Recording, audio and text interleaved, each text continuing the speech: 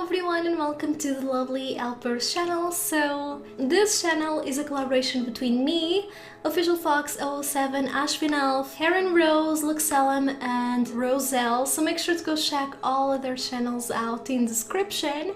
And this first video of mine is going to be a video on how to help you get started on your first YouTube channel, how to get started, and tips and tricks on building your own YouTube channel. Now, I really love this topic, especially because when I first started my gaming channel, I had no idea what I was doing. I had no idea what I was supposed to do, how everyone else was making their content, and it was a completely different world for me, and I didn't really know anyone in the community, so it was very hard to get started and to start getting feedback as well. So I really hope this video helps you out, and if you have any questions, don't be afraid to put them in the comment section. I'll take a look at them, and even if you want, you can go to my channel and message me there. All links to my social media will be also in the description, so you guys can go check that out as well. But I divided this video by a few parts, and this video is gonna have a lot of breaks, especially because I'm not a native English speaker, which some of you guys may know if you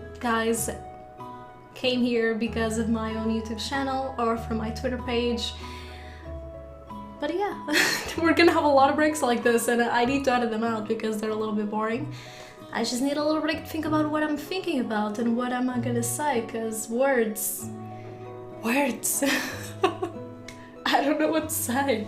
So let's start with the first steps on creating your first YouTube channel. I'm gonna be focusing a little on the gaming side of YouTube, since that's the side that I'm the most comfortable at the moment. Even though I did other content in the past, I had a beauty channel when I was 13.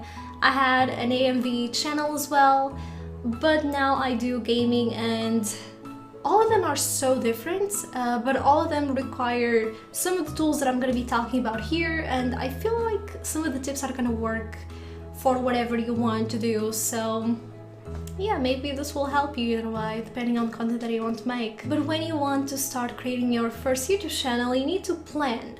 You need to think about your YouTube name, your persona.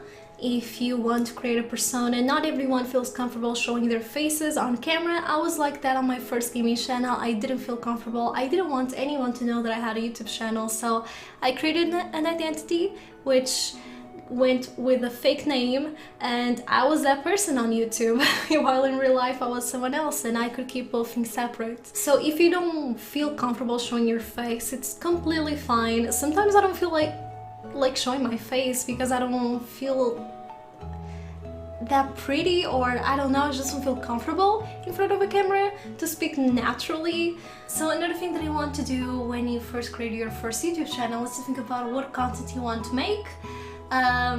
Because there's a lot that you can do with YouTube, and even in the gaming community there's a lot that you can do. You can review games, you can do let's plays, you can do one-offs.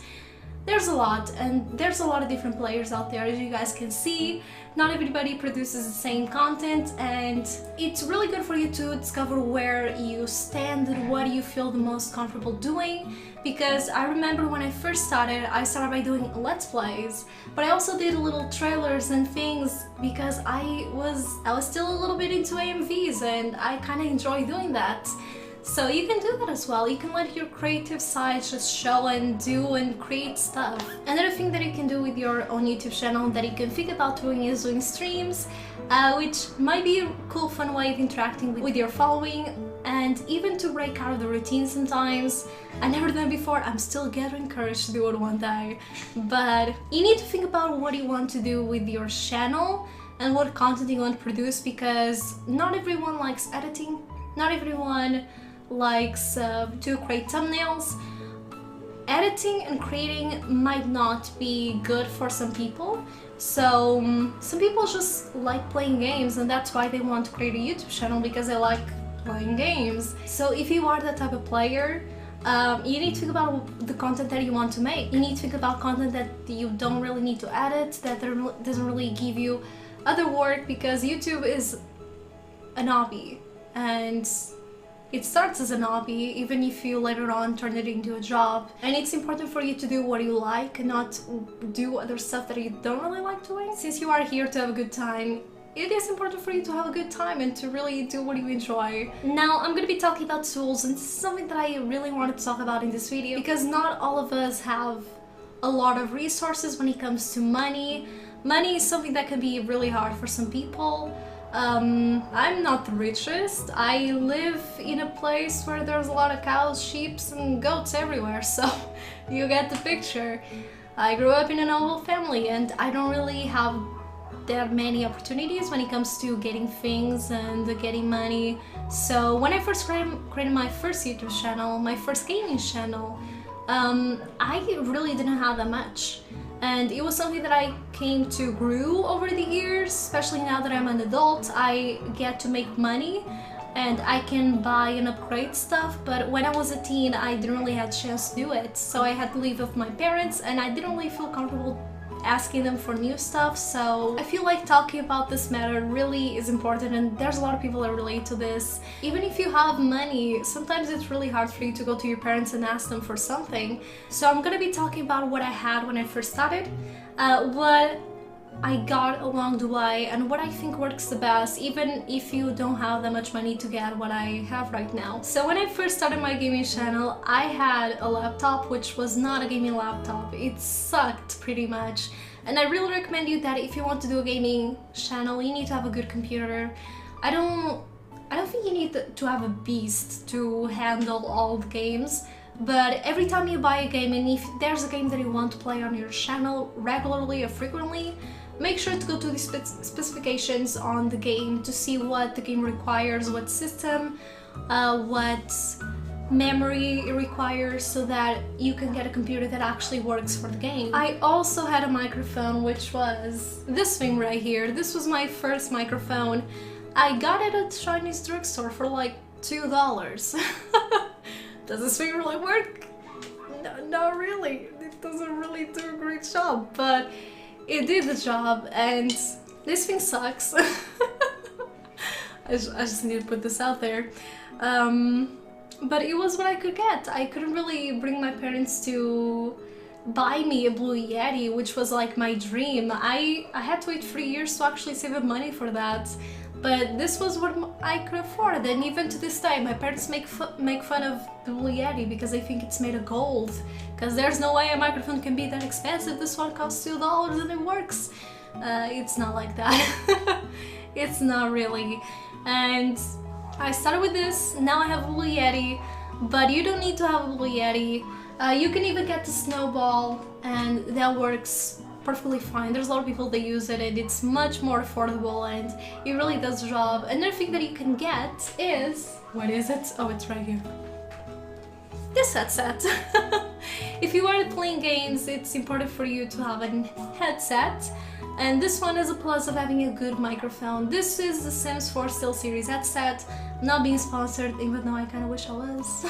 Now, this is not the most comfortable, especially if you play and use your computer for a really long time. This thing can really start hurting your head, but it is kind of comfortable, and it has a microphone, and this microphone is pretty great. I was not expecting to have a good microphone out of this because this thing wasn't that much a big deal in terms of price. So I thought, you know what, maybe it's not going to be that much of a big deal, but I kind of want it, especially because things change colors when I played Sims.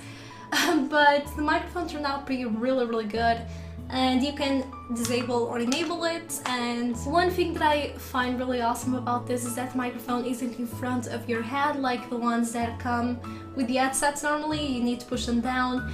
This one, the microphone is right here on the side, so it doesn't capture any of the breathing sounds or hair that comes out of your mouth, I don't know. But it's pretty great. And I also started with some phones that I got with my phone, and that was what I had for when I started my channel.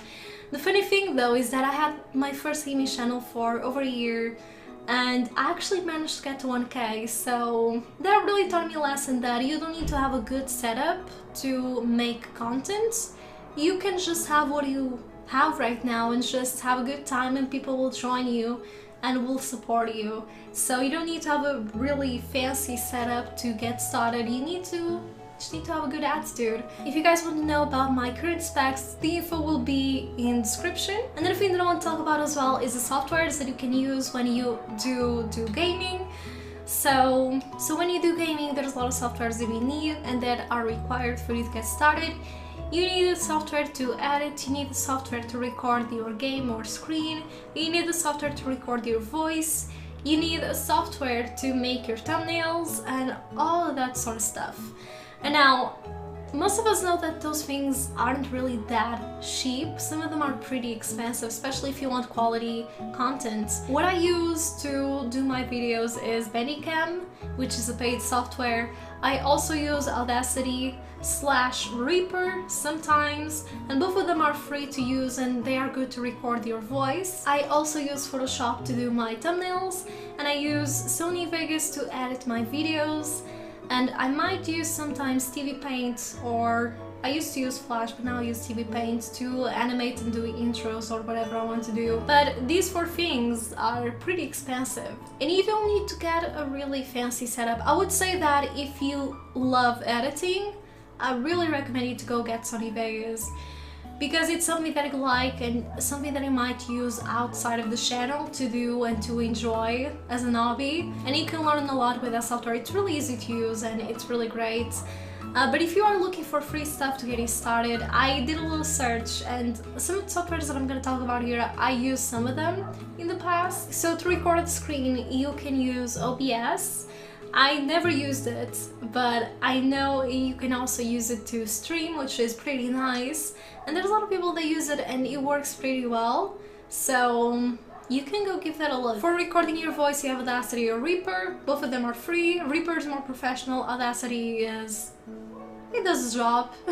To edit thumbnails, you have Paint.net, which is a free software, and it works just like Photoshop with layers. So it's pretty awesome. And to edit your videos, you can use Windows Movie Maker, which is a software that I've been using since I was 12, and still to this day I don't really understand it.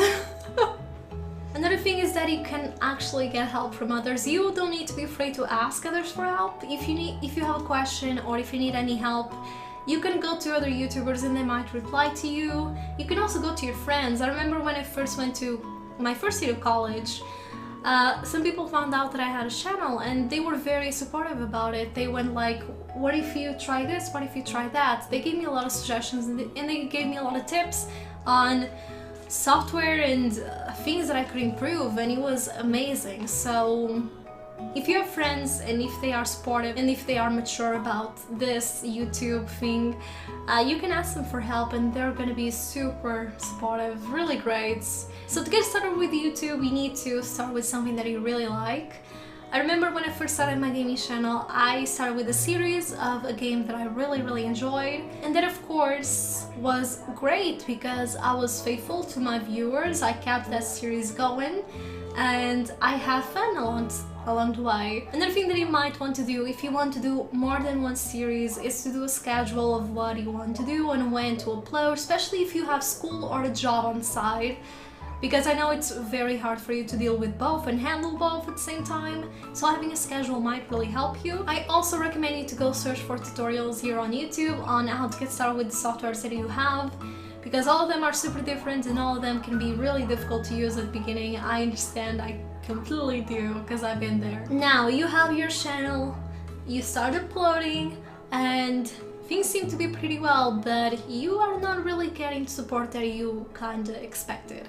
And that's really normal. I remember when I first started my gaming channel, everything was very slow paced. First of all, I didn't know anyone in the community, I was completely alone, so I didn't really have any friendly support like, oh, I just started, can you help me out? Or, oh, you're also starting, maybe we can get together and maybe collab or something. No, I didn't have any of that. So it was very difficult. I remember it took me a month to get a comment, just like the first comment I ever got. And I got so excited, even though that person didn't subscribe to me.